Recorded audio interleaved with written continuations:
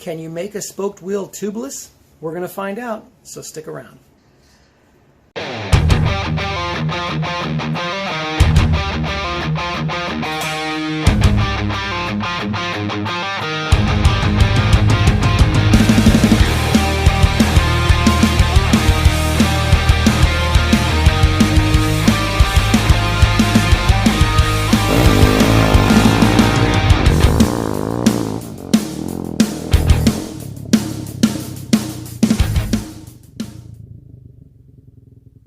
Okay, the first thing we have to do is take off this big bolt.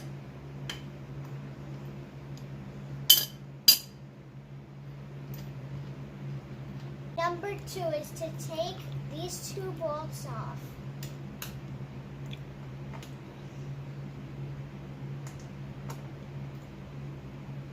It takes more than 2 times to do it.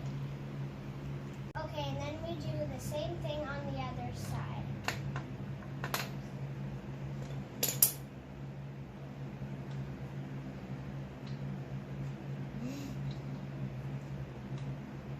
Take the axle out and take the tire off. Okay. And I'm going to help her on that a little bit because it's a little challenging. Yeah, I don't want to get hit by the tire. Alright. That closed. Now a little, just be careful with the speedometer.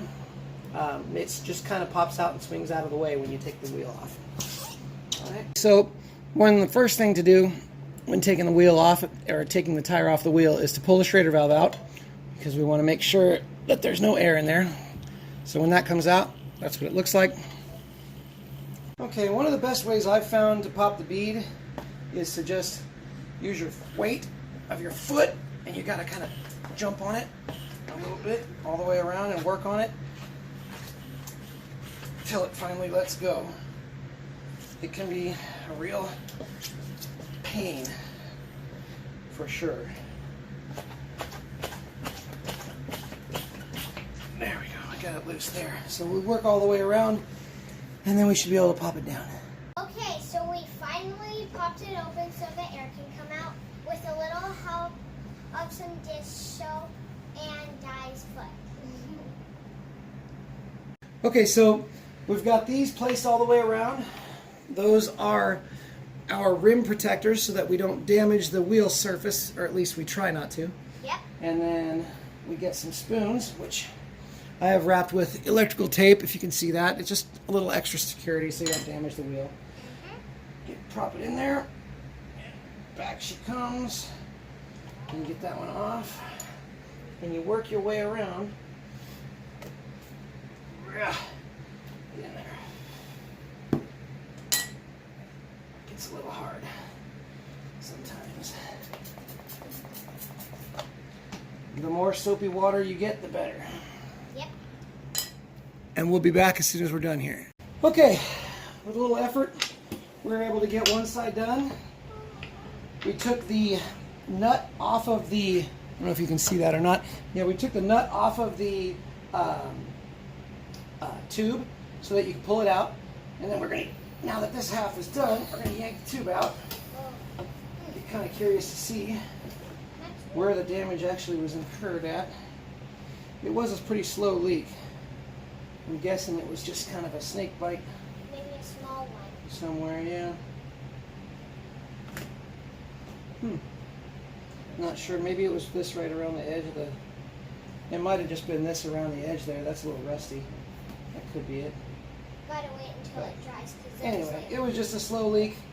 And I'm not a fan of tubes, so we're going to kiss that thing goodbye. Okay, so next we're going to get the rest of the rim off, or get the rest of the tire off the rim, and then we'll get started on the wheel itself. Okay, with some wrestling, we were able to get it off without damaging the rim or the disc, so that's good. Next thing, next order of operation, we're going to take this rim strip off. We're going to clean everything real well, wire brush it, and get it ready for the sealant on the threads. Okay, one of the things that is part of doing a tubeless setup is you've got to have a Schrader valve now versus the tube. Normally the tube has a Schrader valve that's attached to it, but here we're going to have to replace it with one of these. I've taken one apart. As you can see, the hole's a little bit bigger to account for the threads, so we've got to drill this out. We'll do that, and then we'll install this temporarily. Okay, so we chose, in this case, a 13/32 drill bit, which is just ever so slightly larger than that. It's a nice tight fit. We're going to drill it out to that and then proceed.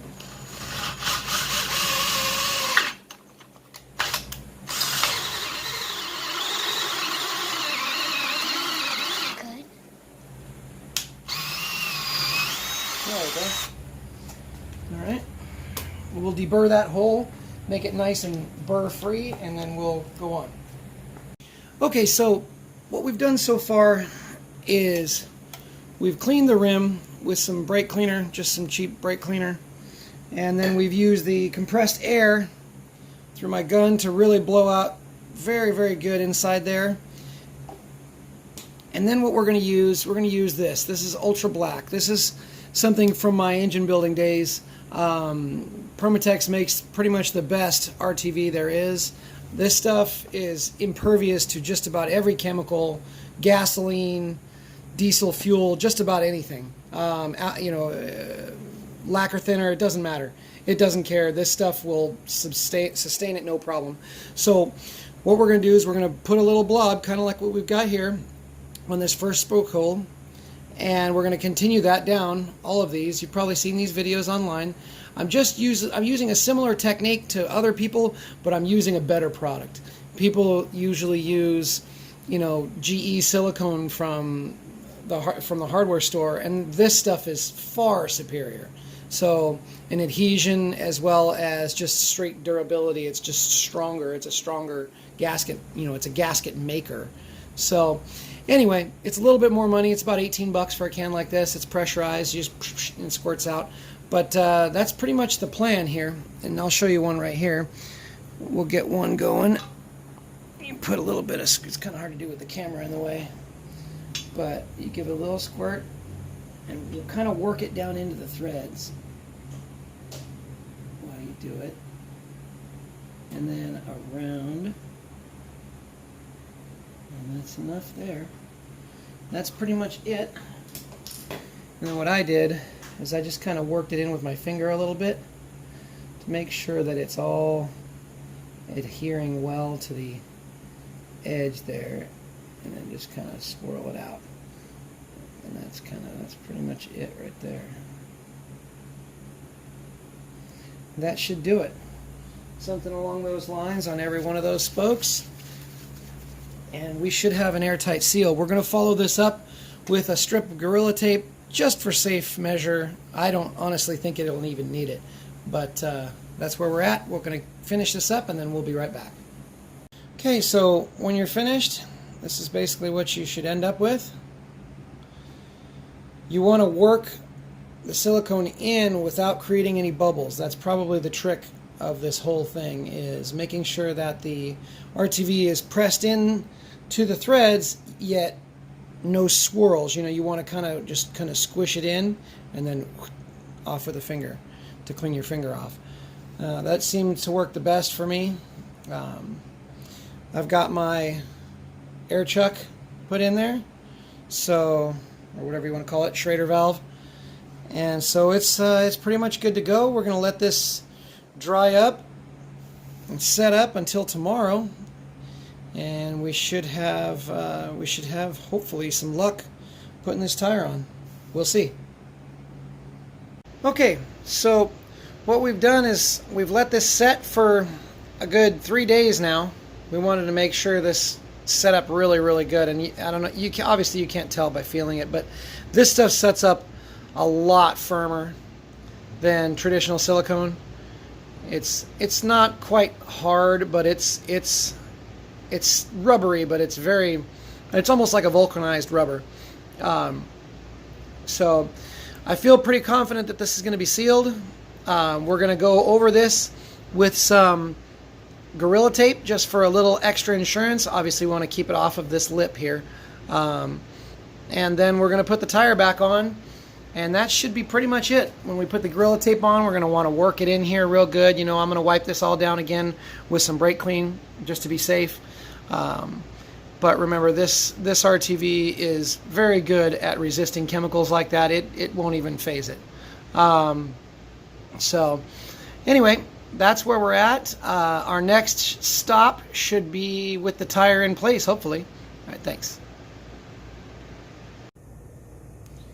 Okay, so we've got the wheel back on. Basically everything goes back on, the reverse that it comes off, obviously. We've got everything mounted back up. We decided against the Gorilla Tape because I have heard that it does tend to come loose. So what I opted for instead, for a little secondary cure, is this Stands No Tubes. This is kind of a throwback to my mountain biking days, but this stuff is unbelievable. It absolutely will seal just about anything. And in fact, I had one spoke hole that I must have had a pinhole leak, and it was able to seal it up, and it's been holding air now continuously for about 3 days. So, so far so good. Anyway, that kind of wraps this up. I think you will be very pleased if you do this. And the great thing is now, by riding this bike, I don't have to worry about carrying a tube with me anymore. I can just carry a patch kit and be done with it. You guys, good luck on your builds if you do this. I highly recommend it, and I will be updating this from time to time on the comments section down below and keep you guys posted as to how it's holding up, okay? So anyway, thanks for watching. We really appreciate it.